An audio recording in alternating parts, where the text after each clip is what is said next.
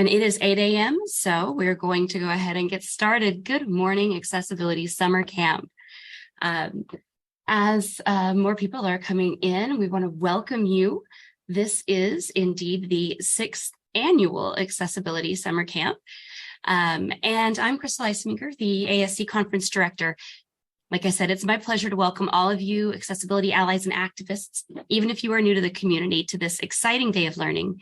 And what a day we do have planned, starting with our first keynote, turning disadvantages into advantages, the power of challenging ourselves and ensuring success, with my friend and colleague, Dr. Hoby Wedler.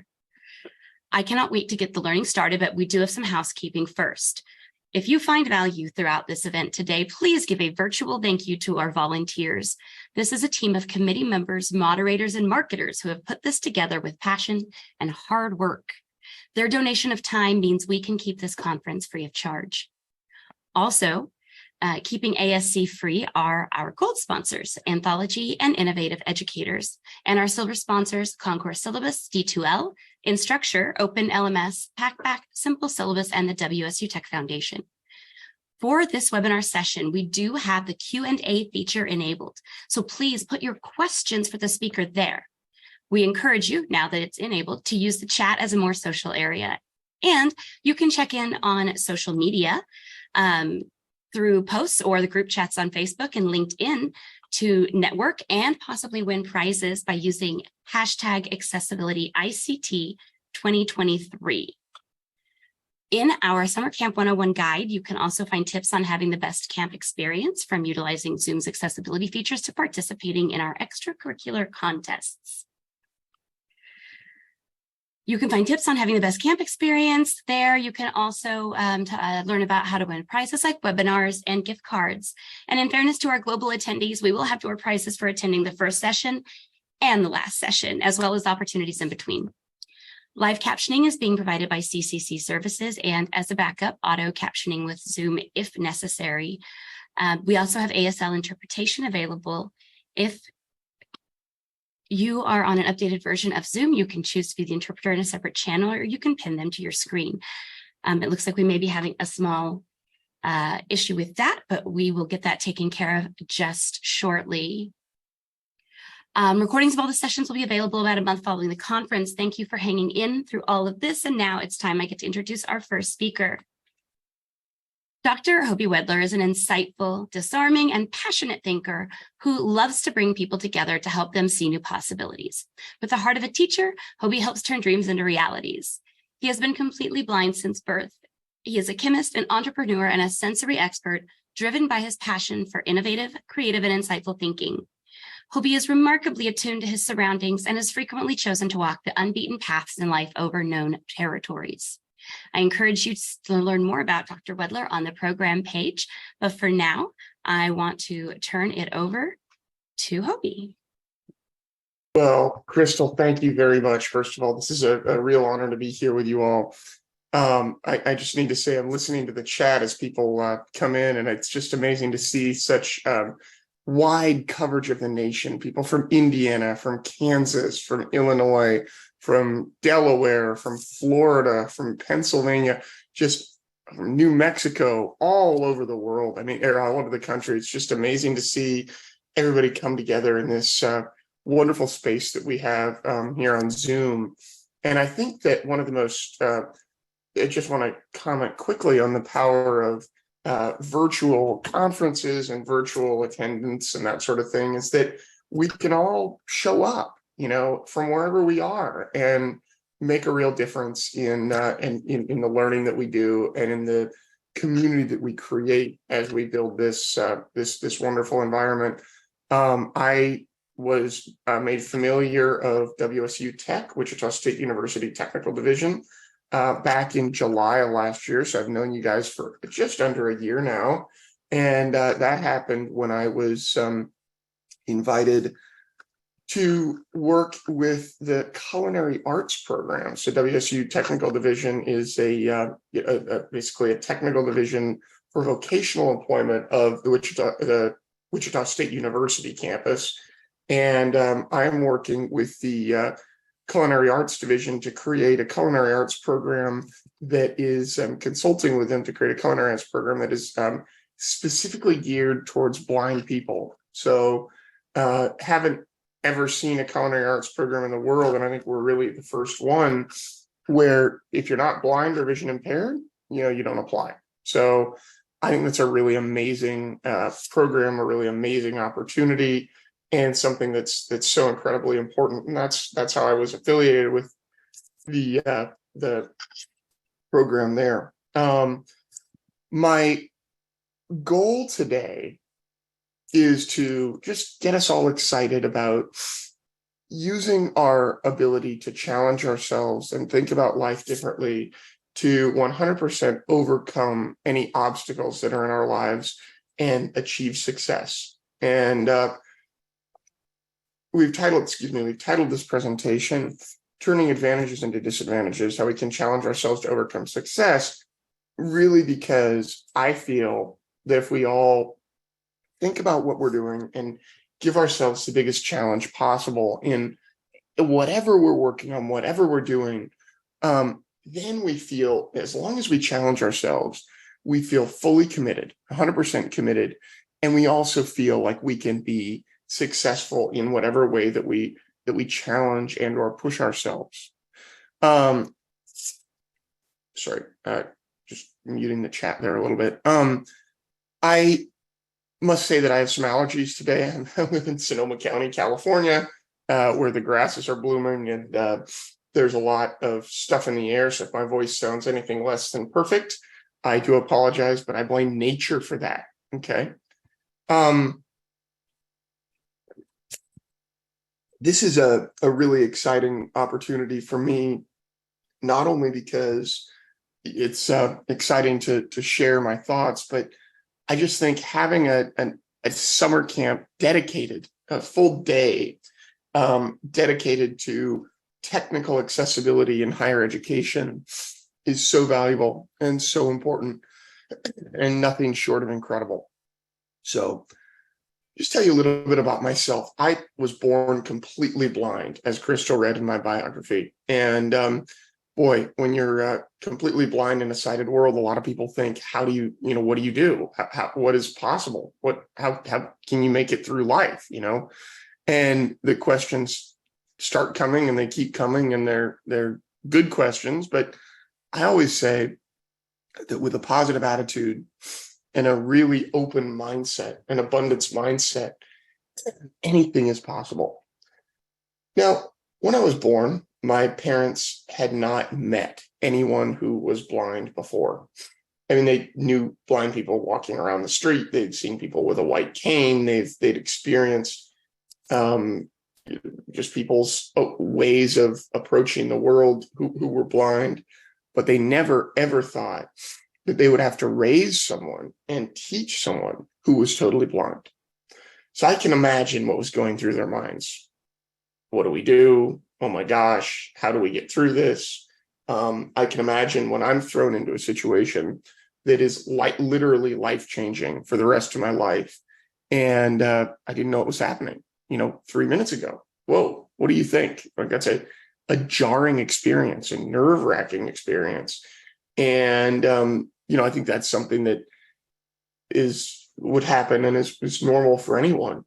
Now, when I was 12 hours old, my mom picked up the phone and decided to call her best friend and tell her that her son Hoby was born, but he happens to be blind. My mom's best friend, Barb, was someone who was very wanting to know exactly what was going on, understand exactly what was going on in the situation, and really be able to connect with these things. And her husband, Steve, answered the phone.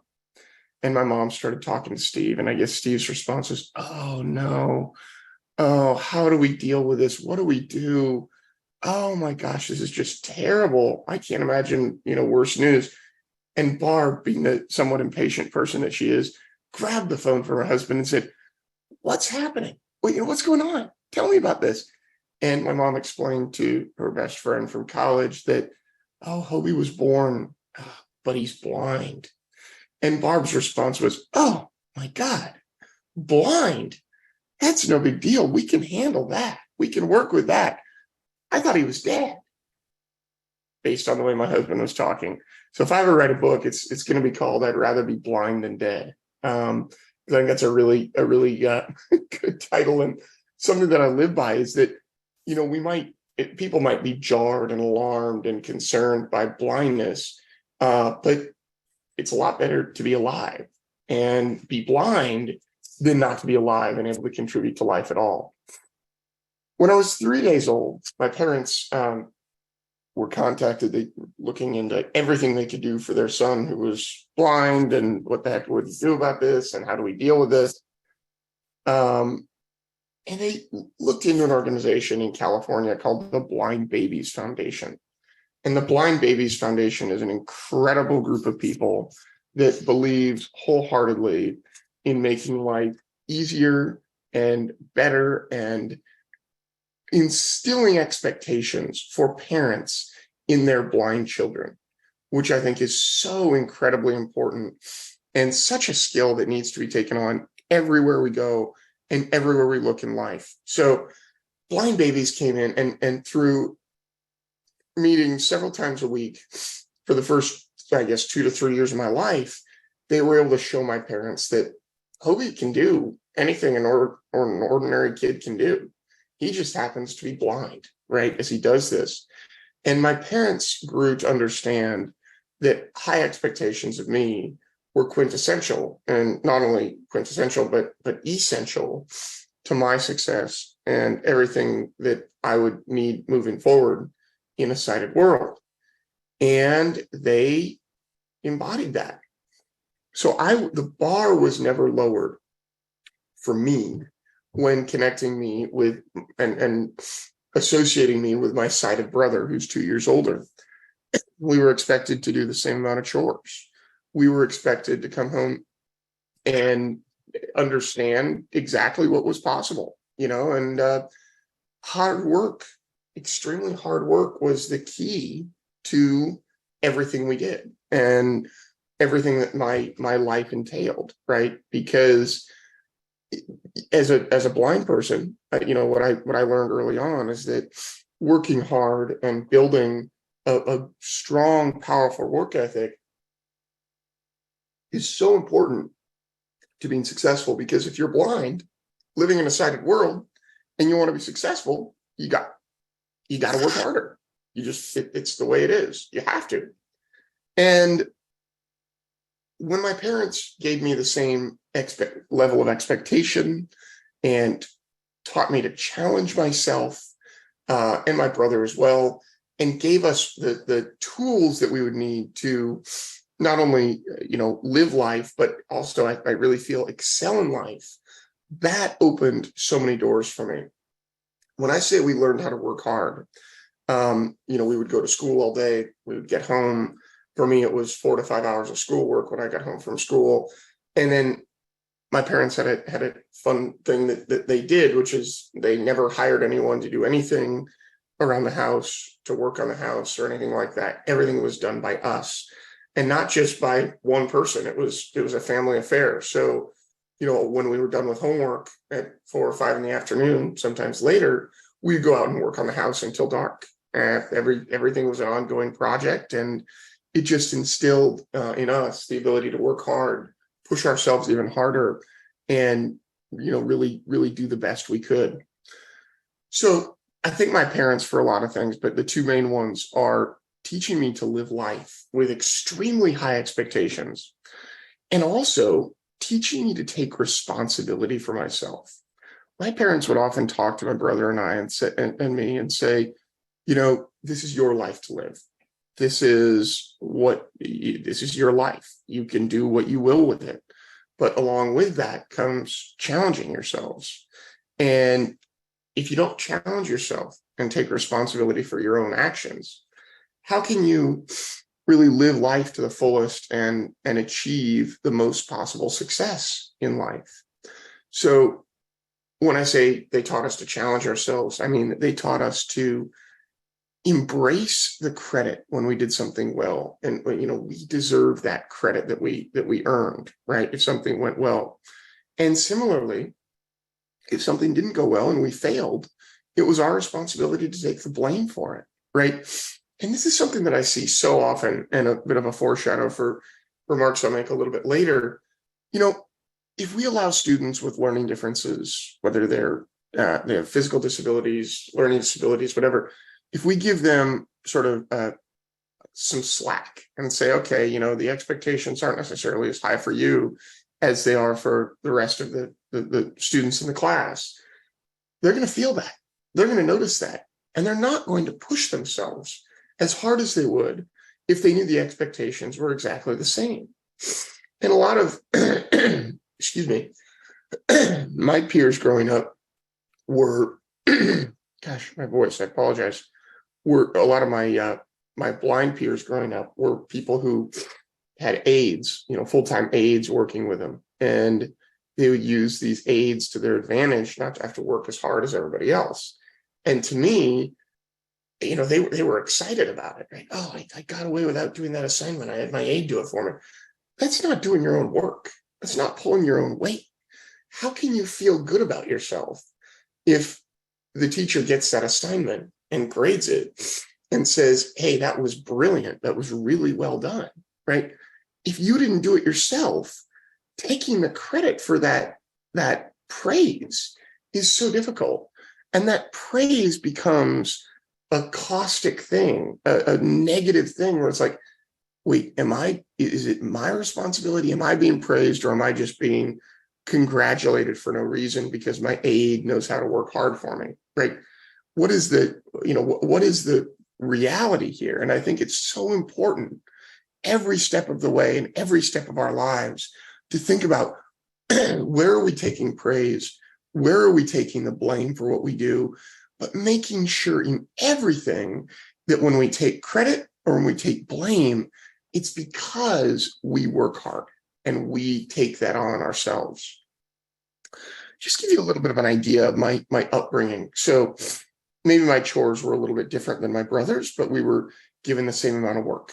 Like I said, we were pushed, we were invigorated, and our parents were very positive thinkers. So it was very motivational to live with them as well. And they instilled a sense of positivity, but boy, did they instill a sense of hard work in me and my brother as we went through life. And for my 8th birthday, the gift my parents gave me was a 42-quart soup pot. I think that's a little weird. That's a little strange, but I expressed love early on for working in the kitchen and combining flavors and understanding what flavors worked best with what ingredients. And what I realized later is that I was building my own understanding of art. Maybe I didn't use paints and a color palette and a canvas or an easel or clay to sculpt things that are beautiful, or pen and paper to draw with. But I was creating art by developing an understanding for flavor, aroma, and texture. What worked with what didn't work. And I learned then that the combination, for instance, of leeks and carrots and celery has a much more mild flavor than the combination of onions and carrots and celery, because leeks are a more mild vegetable. And this flavor combination works much better for dishes that you want to have a more delicate flavor. So my goal was to make soups for my family, which my parents would freeze in smaller aliquots and either use for weeknight meals, dinners, or as a food source for them to take to lunch with them, to have an option that was far more healthy than eating out every day with, which their coworkers often did. So that was an amazing experience for me, and one that really helped me learn and develop. And gosh, I probably made 300, 400, 500 gallons of soup in that pot and enjoyed every minute of it. The soup is an analogy for taking something that someone likes and building on it and creating opportunity around it and using it as a challenge point, but also a point for someone to grow. And that's sort of my first major takeaway here, is that if there's any opportunity you see in a student or someone you're working with where they can grow and they can develop in a way that they really enjoy, tap into that. Think about what they enjoy. Think about what they like to do, and use that to help them and challenge them and motivate them to achieve their own success, right? Probably because I worked in the kitchen in my early childhood, and because I have a love for science and understanding how things work, and really just understanding life in general, I fell in love with chemistry as a high school student. I fell in love with chemistry, I would say mainly because of the excellent teacher. And how many of us here today can identify with the fact that a great teacher is really the one who paves the way and creates opportunities for the future that we live, and the way that we go through life and the way that we approach what we do, right? High school teachers can shape everything, and college instructors as well. What was interesting about my honors chemistry instructor is at the very beginning of the course, she said, well, why are you taking honors chemistry? I said, well, I want to challenge myself. I love chemistry and physical science, and that unit was very exciting to me. And I want to see how I can do in honors chemistry. And she said, okay, you can take the test, see if you get in. She wanted to push me away from it into that class. And when I earned the high score on the test, she said, oh, okay, do you really want to do this? Is this really what you think you want to do? And I was able to say at that point, yes, I want to work with you to figure out how to make this subject of chemistry, which a lot of people see as so visual and so challenging for a blind person. I want to make this doable for me. And she said, well, how are we going to do that? I said, I don't know. What do you mean you don't know? I don't know how we're going to make this accessible, but we need to work together and learn together. And from that point on, we created this collaborative relationship where we learned from each other and developed from each other. And I said, we need to bring in a student who's taken this course before, who can work as my eyes, basically as my lab assistant, whenever we go into the laboratory, and my scribe and reader on tests and examinations that you give and quizzes. She agreed to that, and we found someone amazing who had taken the course the year before me and was just a really wonderful advocate, and moved forward that way. But the instructor was still skeptical of me. It's like, how is he going to study chemistry? This doesn't make sense. She would tell the class one thing. She would say, chemistry is everything. We live it, we breathe it, we eat it, we drink it. It's everything around us, right? The physicists think that everything around us is physics, so they didn't really like hearing that, but they reluctantly bought it. And she would say, chemistry is exciting, it's fun. And if you're thinking about chemistry as the boring prerequisite that you have to take for whatever it is you want to study in college, think again. Chemistry is supposed to be exciting, stimulating, motivating. Take chemistry because you love it, not because you have to. And then I would approach her myself one-on-one, and I would say, I love chemistry, probably more than anyone else in the class, and I'm getting a better grade than most people in the class. I do want to study chemistry long-term. How should I go about this? And she would say, oh, chemistry is such a visual science. I don't know how you're going to study chemistry and be able to excel in chemistry, and I really don't recommend it. And I thought, okay, there's something I have to be able to tell her to get her to understand that chemistry is something that's in my mind. It's something I can think about, that I dearly love. I remember the day like it was yesterday, very late January morning. It was cold out. It was the middle of winter. The second week of the second semester of honors chemistry. I went to her classroom at 7 a.m. when I knew no other students would be there, and she would be there prepping for the day because she was such a hard worker. I went into her classroom, and she was there. It was great. And I said, I understand that chemistry is a cerebral science, but I need to tell you that that chemistry is a visual science, excuse me. But I'm here to tell you that nobody can see atoms. And the only thing we use our eyesight for is to understand what the atoms are doing. But thinking about chemistry and how atoms connect to make molecules, that is not visual. That is totally cerebral. And she said, wow, that's really interesting. I fully understand what you're saying, and I embrace your desire to learn and work with me. And from that day forward, she became an unwavering ally to me in my career and still is to this day. So I ended up graduating with a degree in honor, or with a degree in, or a high school chemistry class, and a lot of other science and math classes in high school, and went on to the University of California, Davis, here in California, part of the UC system, where I earned an undergraduate degree in chemistry. Now, I was able to, using the same logic, explain to my instructors and colleagues how I needed to work and what I needed to make chemistry education possible for me, which was simply, well,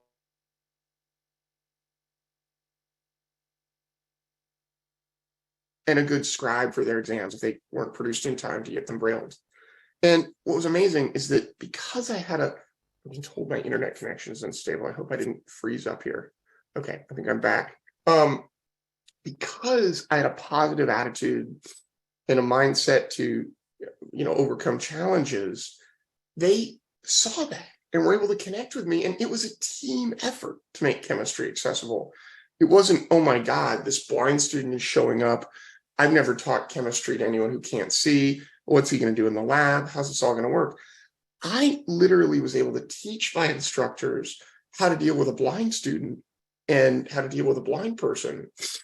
And they were able to teach me chemistry. So it was a collaboration.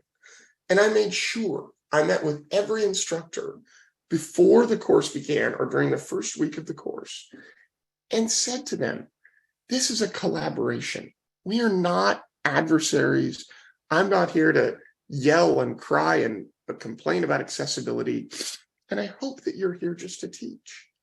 So I will teach you what I know about teaching blind students, explaining what you write on the chalkboard, this sort of thing. I'll sit up in front and really let you know if there's something I don't understand. And thank you for not being upset with me for raising my hand a lot and bringing up questions. But I want you to teach me what you know about chemistry. So we really created this non-adversarial and very collaborative environment early on. And that is so important to do with your students. I think a lot of students don't have the ability to challenge themselves as much as they necessarily should or could, and might worry about, how that works.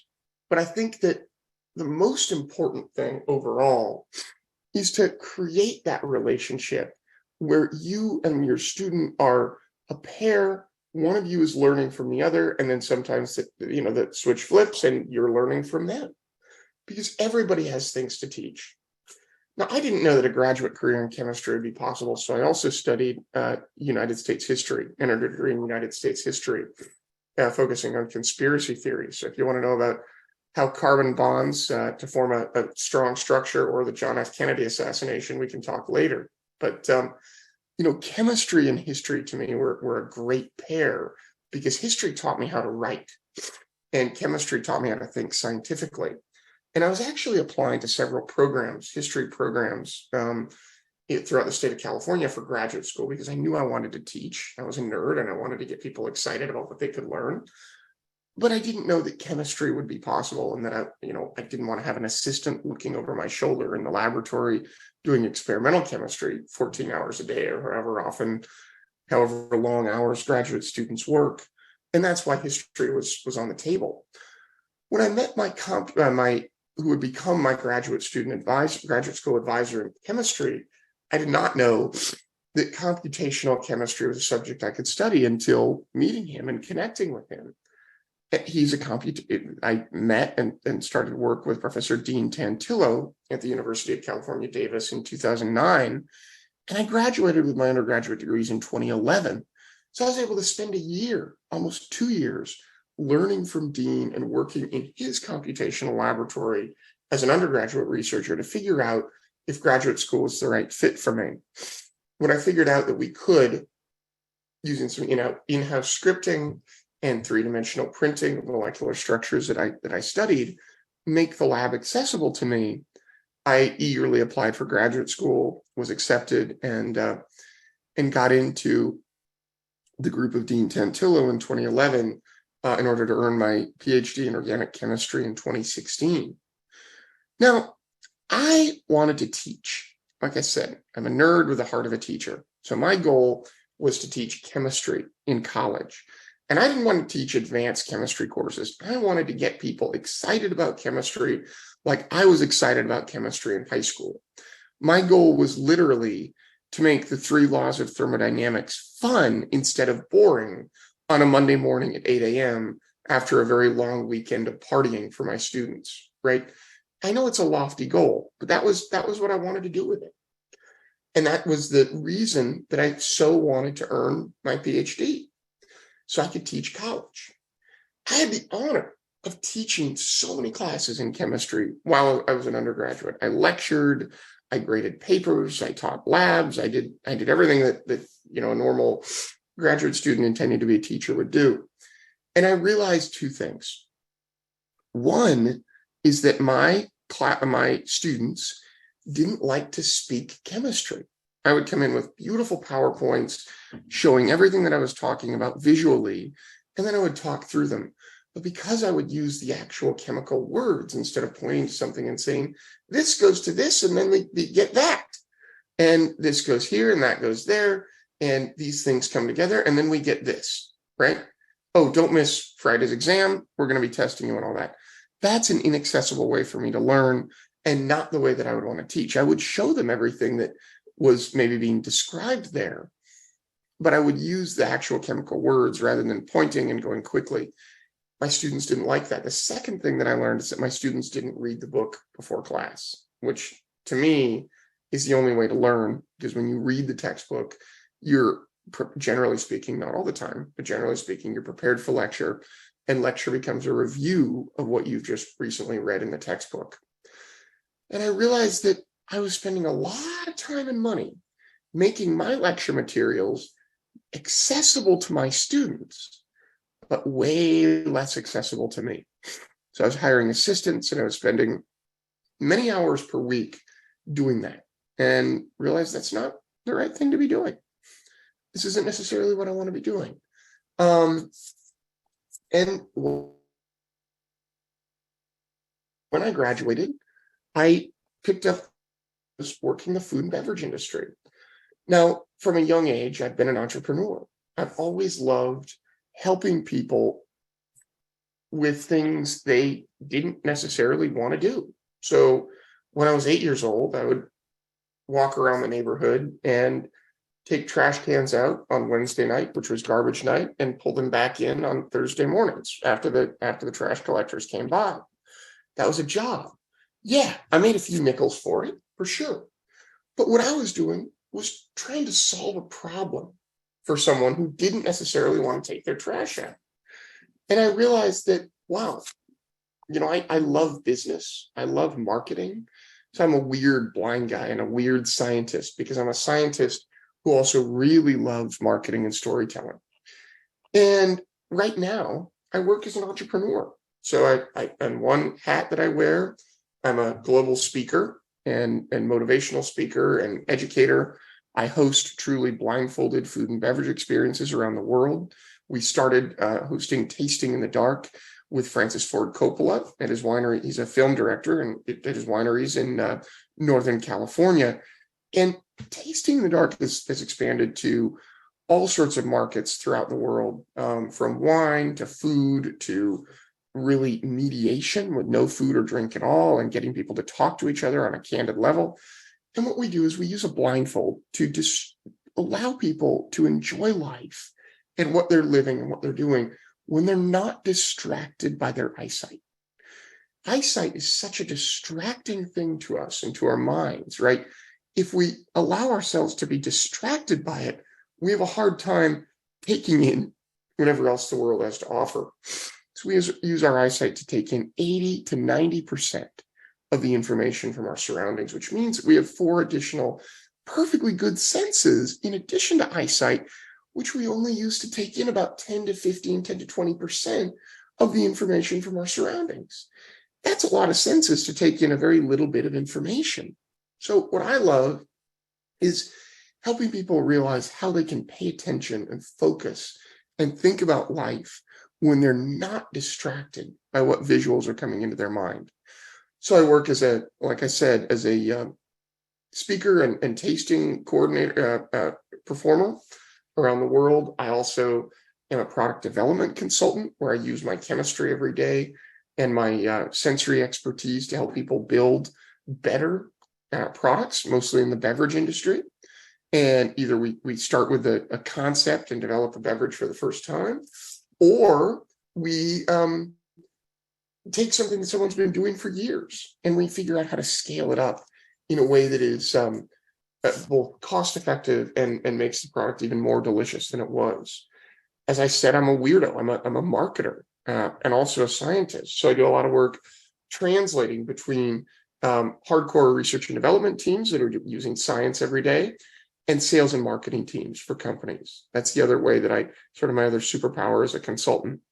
When I'm not working as a consultant, I'm a co-owner of SensePoint, which is a marketing agency, and we're the only blind marketing agency in the world and creative agency in the world that we know of. So we have fun there.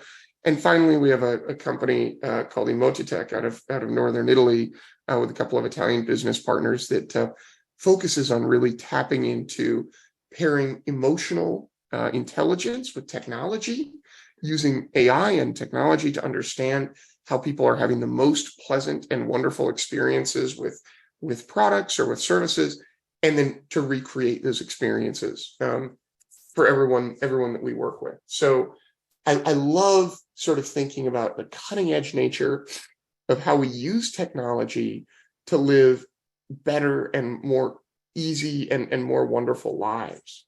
And simply put, I think tech is a tool in our toolbox that really allows us to understand life better and to live easier lives, but it's not the end all be all. We still need, and I want to remind everybody at Accessible Tech Summer Camp, that we still need to have our humility, to have our minds in the right place, and to use our human-centered design first and foremost, and just use tech like you might use pepper in a pot of soup. It's the spice, it's the flavor, but it's not the nuts and bolts of what we're doing, right? Just to keep that in mind.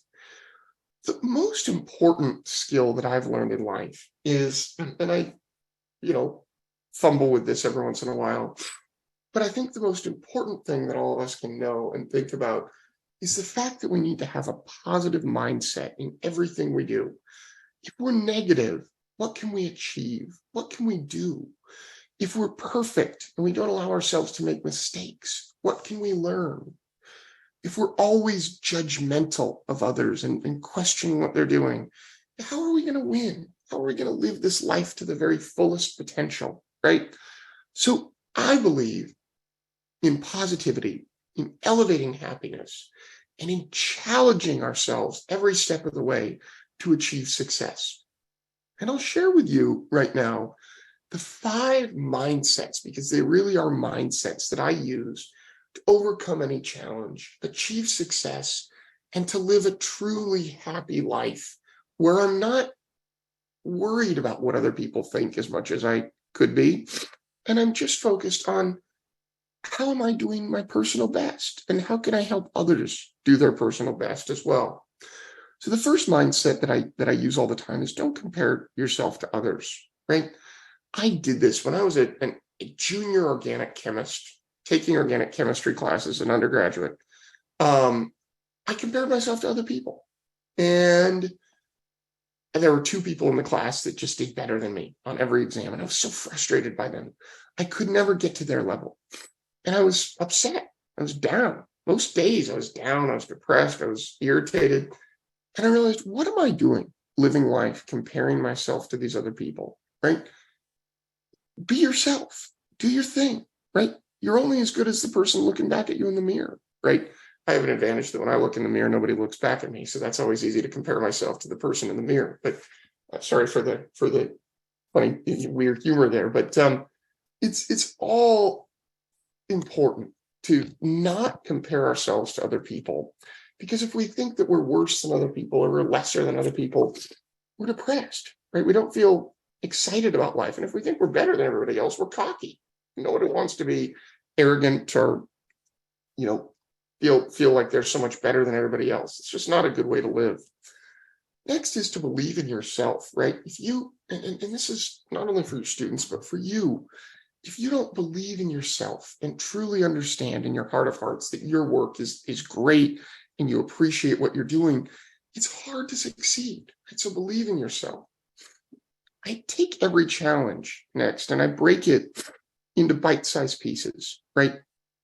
When you look at a mountain, someone says you got to climb that 1,000-foot mountain, and you think, can I take one step and get to the top of that mountain? No, absolutely not. You have to cut steps into that mountain before you can climb up it. And for me, earning my PhD was where I learned how to take any opportunity and experience or challenge and break it into pieces that I could handle.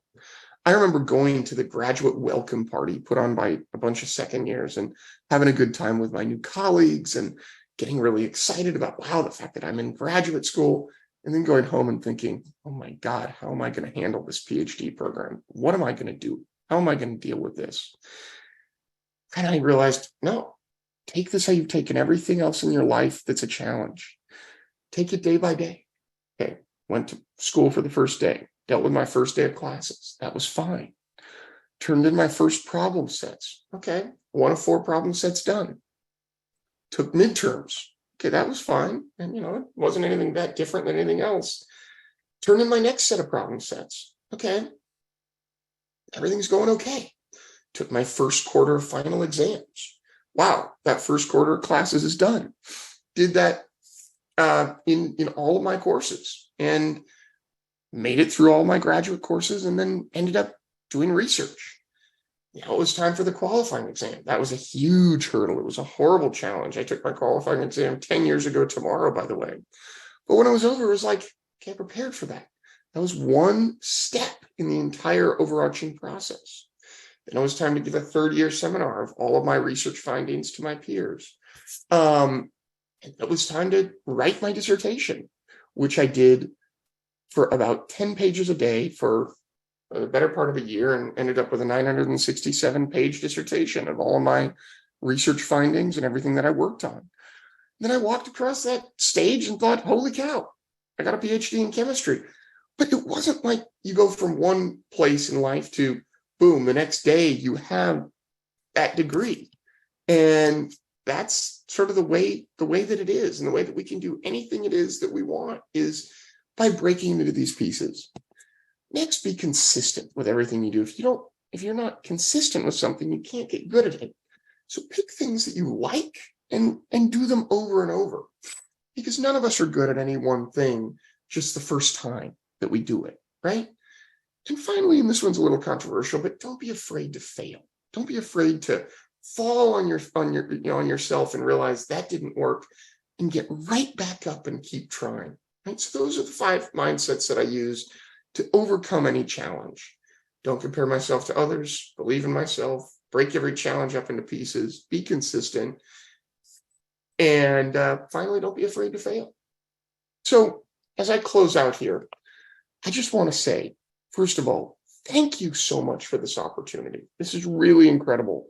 Thanks to Crystal, thanks to Casey, thanks to everyone at the WSU Tech team who's organized this amazing summer camp, for inviting me to open up the camp today. Next, I want to remind you to make mistakes. Don't be afraid to learn from the mistakes you make. And remember, ultimately, to be optimistic, right? Optimistic gives us joy in the darkest times, in the times that we have a hard time seeing that joy in our lives.